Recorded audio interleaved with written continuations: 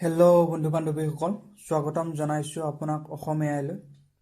আজি আপোনালোকৰ বাবে লৈ আনিছোঁ ইণ্টাৰনেটক কেন্দ্ৰ কৰি বহুতে বিশ্বাস কৰা কিছুমান সাধাৰণ মিথৰ বিষয়ে।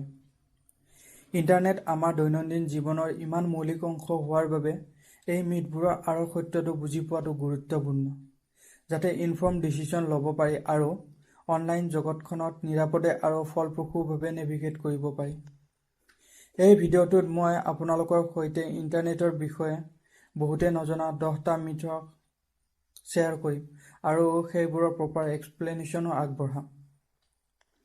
এই ভিডিঅ'টোৰ শেষলৈকে আপুনি এই মিথসমূহৰ বিষয়ে ভালদৰে বুজিব পাৰিব আৰু অনলাইনত সন্মুখীন হোৱা তথ্যসমূহৰ সমালোচনাত্মক মূল্যায়ন কৰিব পাৰিব। আহকচোন এই মিথসমূহ হয় কি এই ভিডিঅ'টোৰ জৰিয়তে জানিব চেষ্টা কৰোঁ। প্ৰথমটো মিথ হৈছে email is completely secure. Email কমিউনিকেশ্যনৰ বাবে কনভিনিয়েণ্ট উপায় হ'ব পাৰে যদিও ই হেকিং আৰু অন্যান্য সুৰক্ষা ভংগৰ বাবে দুৰ্বল। চেন্সিটিভ ইনফৰমেশ্যন সুৰক্ষিত কৰিবলৈ ষ্ট্ৰং পাছৱৰ্ড আৰু এনক্ৰিপশ্যন ব্যৱহাৰ কৰাটো গুৰুত্বপূৰ্ণ। তাৰোপৰি সদায় 2-ষ্টেপ ভেৰিফিকেশ্যন এনেবল কৰি ৰাখক, যিয়ে আপোনাক আনঅথৰাইজ লগিনৰ পৰা সুৰক্ষিত কৰি ৰাখিব। দ্বিতীয়টো মিথ হৈছে পাব্লিক ৱাইফাই আৰ ছিকিউৰ। যদি আপুনি পাব্লিক ৱাইফাই ইউজ কৰে, তেন্তে মনত ৰাখিব man in the middle attack কৰি আপোনাৰ sending and receiving information collect কৰিব পৰা যায়। So' bank related transaction public ৱাইফাইত এভইড কৰিব।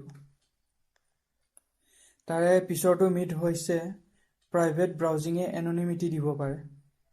প্ৰাইভেট ব্ৰাউজিং যেনে ইনকগনিটো মোড ইন ক্ৰমে কেতিয়াও এননিমিটি দিব নোৱাৰে। ই just browsing history, cookies, cache store নোহোৱাত সহায় কৰে। কিন্তু আপোনাৰ ISPয়ে আপুনি কি ৱেবছাইটত ভিজিট কৰিছে সকলো চাব পাৰে।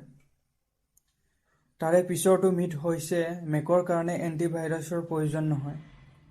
যদিও মেক লেছ ছাছেপ্টেবল হয় ভাইৰাছৰ পৰা, ষ্টিল মেক ভাইৰাছৰ পৰা ফুল্লি ইমিউন নহয়, যাৰ বাবে মেককো বিট ডিফেণ্ডাৰ, এভিজিৰ দৰে এণ্টিভাইৰাছৰো প্ৰয়োজন হয়। তাৰে পিছৰটো মিথ হৈছে you can get rich quick on the internet. এইটো সত্য নহয়। হয়, আপুনি ইণ্টাৰনেটৰ থ্ৰুৰে বহু টকা উপাৰ্জন কৰিব পাৰে, কিন্তু without dedication and hard work it is not possible in a long run. 25 दिन में पैसा डबल। এইবোৰ স্কেমৰ পৰা নিজকে দূৰত ৰাখক। তাৰে পিছৰটো মিথ হৈছে the internet is always accurate. যদিও ইণ্টাৰনেট ইনফৰমেশ্যনৰ বাবে ভেলুৱেবল চ'ৰ্চ হয়, ষ্টিল যিমানবোৰ ইনফৰমেশ্যন আপুনি ইণ্টাৰনেটৰ দ্বাৰা কালেক্ট কৰে সকলোবোৰ ট্ৰু নহয়। সেয়ে ফেক্ট চেকিং অতিকৈ গুৰুত্বপূৰ্ণ। তাৰে পিছৰটো মিথ হৈছে ইণ্টাৰনেট আৰু ৱৰ্ল্ড ৱাইড ৱেব একে। বহুতে ভাবে যে ইণ্টাৰনেট আৰু ৱৰ্ল্ড ৱাইড ৱেব একে, বাট এইটো সত্য নহয়। ইণ্টাৰনেট হৈছে complicated connection among servers, wires device etcetera. আৰু আনফালে ৱৰ্ল্ড ৱাইড ৱেব হৈছে এক ইনফৰমেশ্যন ছিষ্টেম, যিয়ে ইনফৰমেশ্যন ইণ্টাৰনেটত শ্বেয়াৰ কৰাৰ বাবে সুবিধা প্ৰদান কৰে। উদাহৰণস্বৰূপে আপুনি কলেজৰ লাইব্ৰেৰীকে ল'ব পাৰে। যেনে লাইব্ৰেৰী হৈছে ৱৰ্ল্ড ৱাইড ৱেব আৰু ৱেবছাইট লাইক ফেচবুক, ইউটিউব হৈছে লাইব্ৰেৰীত থকা এখন কিতাপ, যাক একচেছ কৰিব পাৰে আপুনি লাইব্ৰেৰী কাৰ্ড মানে web browser like brave, Firefox আৰু ক্ৰমৰ জৰিয়তে। তাৰে পিছৰটো মিথ হৈছে ডিপ ৱেব আৰু ডাৰ্ক ৱেব দুইটা ছেম, কিন্তু এইটো হৈছে ভুল ধাৰণা। ডিপ ৱেব হৈছে পাৰ্ট অফ ইণ্টাৰনেট যাক আপুনি নৰ্মেল চাৰ্চ ইঞ্জিন যেনে ব্ৰেভ, ফায়াৰফক্স, ক্ৰমৰ দ্বাৰা একচেছ কৰিব নোৱাৰে। ই টোটেল ইণ্টাৰনেটৰ 90% অকুপাই কৰে। আনফালে ডাৰ্ক ৱেব হৈছে small portion of deep web, যিয়ে ইললিগেল এক্টিভিটিজ যেনে ড্ৰাগ ট্ৰেফিকিং, চাইবাৰ ক্ৰাইম, হেকিঙৰ লগত জড়িত। ইয়াৰ পাছৰটো মিথ নহয় reality.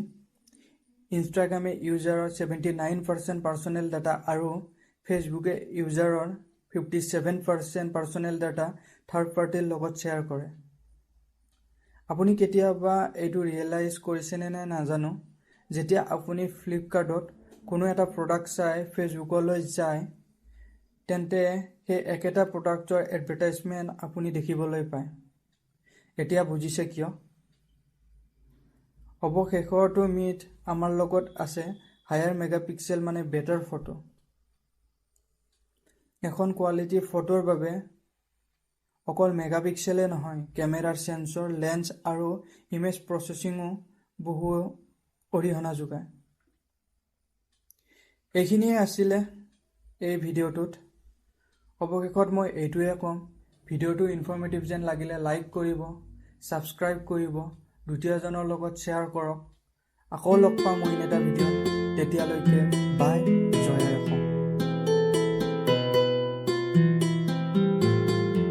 In the land of Assam, there is magic in the air. The people are friendly and the food is so good.